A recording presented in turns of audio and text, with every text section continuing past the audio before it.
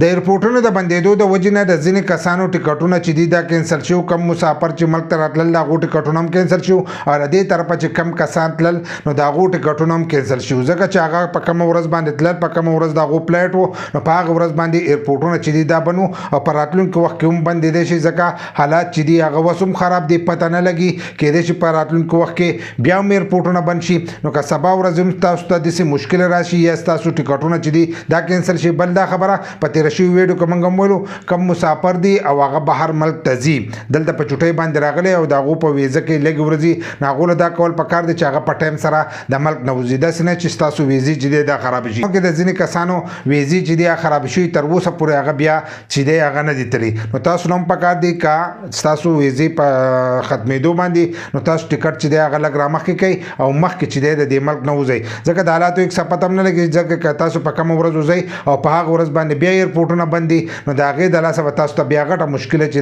دا به جوړېږي، بل لا ویزه به هم خرابېږي او ټکټ چې دی هغه به ورسره هم خرابېږي. نو د کومو کسانو ټکټونه چې کینسل شو نو ځینې کسانو چې دی هغه واپسې وړي دي او هغو ته هلته ویلي چې موږ له به نور روپۍ راکوئ. نو که تاسو په خپله دا ټکټ کینسل کړی په خپله، نو بیا خو به تاسو هغه روپۍ چې دی دا به ورکوئ، خو دا چې دی دا خو په ملک کې حالات خراب و، د هغې د وجې نه چې دی ټول جهازونه چې دي هغه کینسل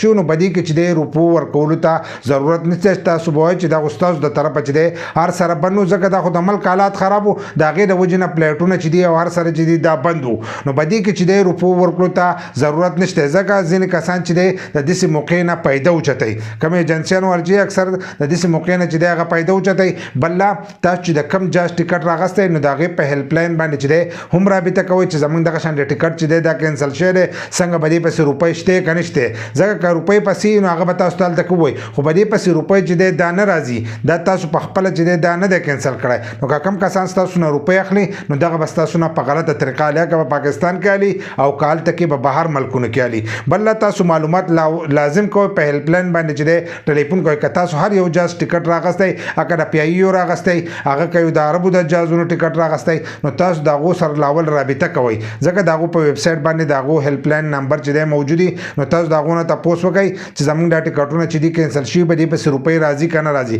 که روپۍ پسې نه راځي نو تاسو به نه ورکوئ، ځکه ځینې کسان د دې موقع نه پیدا اوچته هغوی ستا دا ټکټ کینسل شوی ته به نوی ټکټ چې دی دا به رالی، نو خو سړی هغه ټکټ رالی چې کم ټکټ سړی په خپله باندې کینسل کړي. دا خو د حالاتو د وجې نه چې دی ایرپورټونه بند و، د ایرپورټونو د بندېدو د وجې نه چې دی فلایټونه چې دي هغه هم بند شو، راغلی خو نه دی، خو په هغه ورځ باندې چې دی راشي نو د دې د وجې نه چې دی ټکټ خرابېږي، نو دوی خو په ځای باندې ناست دي او راغلی نه دي. نو تاسو ته پکار دي چې تاسو لاول معلومات وکئ، که یې پیسه روپۍ نو لږ ډېر روپۍ ورکړل شي، باقي به چې دی دا به تاسو ته واپس شي، ځکه ځینې کسان دي د هغو سره دا قسمه فراډونه چې دي دا شوي دي او د هغو نه پوره روپۍ چې دی دا اخیستې دي.